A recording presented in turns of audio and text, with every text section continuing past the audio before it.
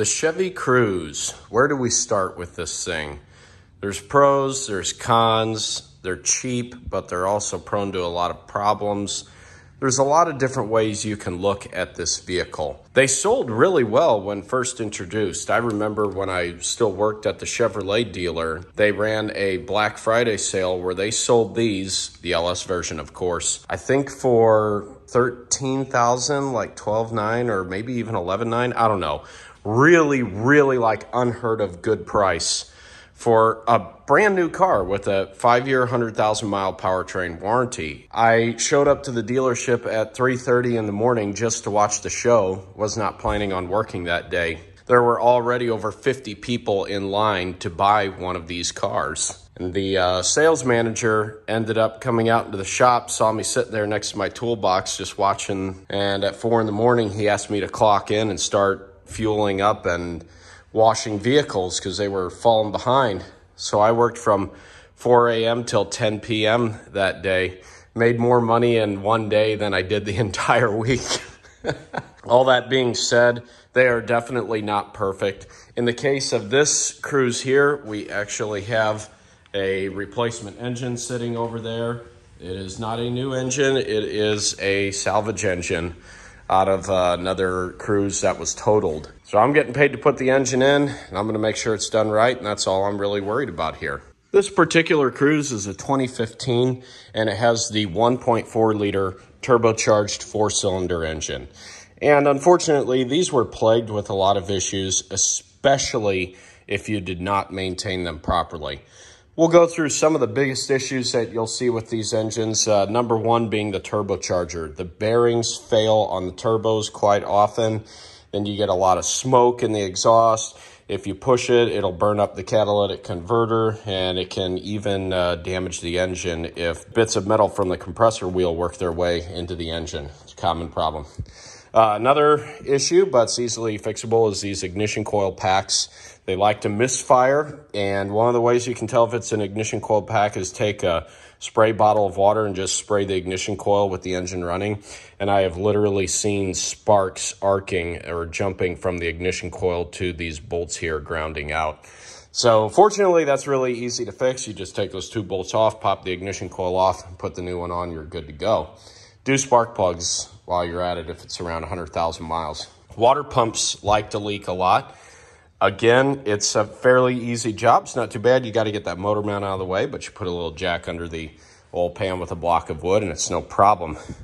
If you have an issue where the cooling fan is screaming like crazy and your check engine light is on, you more than likely have a bad thermostat housing here, or the little sensor. Or not the sensor, the heater. Yes, there is a little thermostat heater in there that goes bad. And your best bet in that case is just to replace the entire housing, thermostat, heater, and everything, because it's plastic and it will leak if it isn't already. You may want to get this hose as well, because this old plastic fitting will break. Moving on, engine oil and coolant can leak around the oil cooler fittings. You can pull it off and try to clean it up, but what I found usually works best is you just replace the whole thing. Again, you got to remember, the beauty about these cars is parts are readily available just about anywhere, and the parts are generally cheap. And to make things even better, look at all this room underneath the hood here. You can get to just about anything.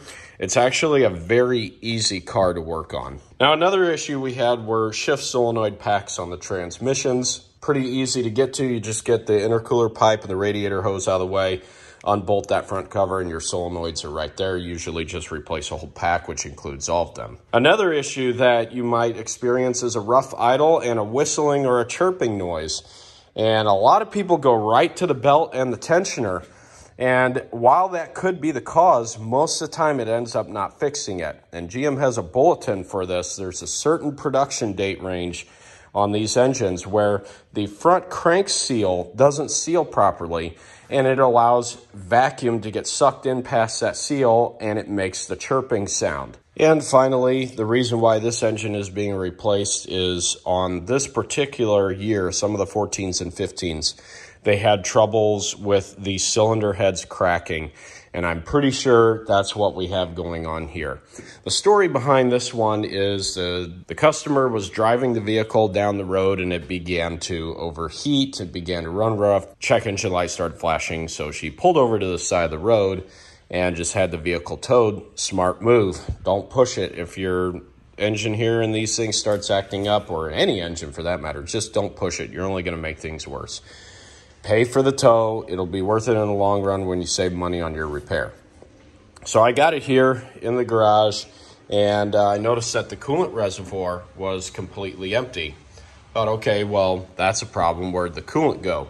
First thing I went to was the thermostat housing here, but it was not leaking. I refilled the cooling system, pressure tested it, could not find any external leaks. So I let the pressure tester sit on it overnight, came back the next morning, and the pressure tester had dropped to 0, and the coolant was low again. I tried to start the engine would not start because it was hydrolocked. I pulled the ignition coil off, took the spark plugs out, and we had cylinder number 1 full of coolant, more than likely due to a cracked cylinder head.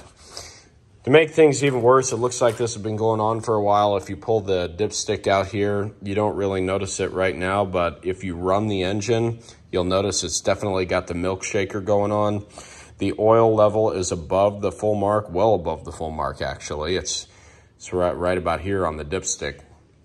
And that just tells me that there's a mix of oil and coolant in there, which is definitely not good for the bearings. So as a result of possible bearing contamination, we're just going to replace the entire engine. That way we don't have to worry about the block surface not being flat, worry about all the gaskets that's involved with the cylinder head and all that. We're just going to go with a whole replacement engine, which I'm kind of glad of on my part because it really does make my job easier in the long run.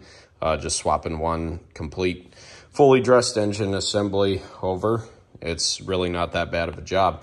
You'll see in the video that we can usually get these engines out pretty quick. It's not too shabby. I leave everything connected. Just disconnect the connectors here from the control module and your battery cables for the starter and different things like that. And leave all your electrical connectors to the ignition coil, the sensors, the injectors, and all that hooked up, and then the engine will actually come out with all that. It's not too bad. Now, this is a little bit higher trim. This is the LT, so it has your nice leather and different colors and things like that. It's actually not a bad vehicle. They're fairly comfortable. And despite being a small car, they were actually rated pretty well when it came to safety tests and crash tests. They actually performed pretty well. So we're gonna go ahead and try to start this thing up here. I don't know if it's hydrolocked or not. It's been sitting a while I was waiting for the engine, but let's see what happens here. Yeah, so it's running fine now because there was no coolant in the reservoir to fill the cylinder up. But it's funny because it runs perfectly fine, and that's because there's no coolant in it. But as soon as you fill it up with coolant and let it sit overnight after that cooling system has pressurized and then leaks into the cylinder, it will not start the next morning because it's hydrolocked. I mean, even things like this, heated seats, you got a touchscreen radio up here that'll pair to your phone. It's not bad for what you pay for these things. Like I said, you can, if you're smart about it, you'll buy it cheap, with it needing a little bit of work, and then you can do some work on it. These things make great mechanic specials because they're easy to work on and parts aren't too terribly expensive. You'll have yourself a decent little vehicle to commute to and from work with, or run around town, whatever you want to do with it. Obviously, you're not going to tow with it or haul a lot with it, but for a little daily driver going from point A to point B, I seriously considered one of these for a while until I got my TDI Jetta wagon.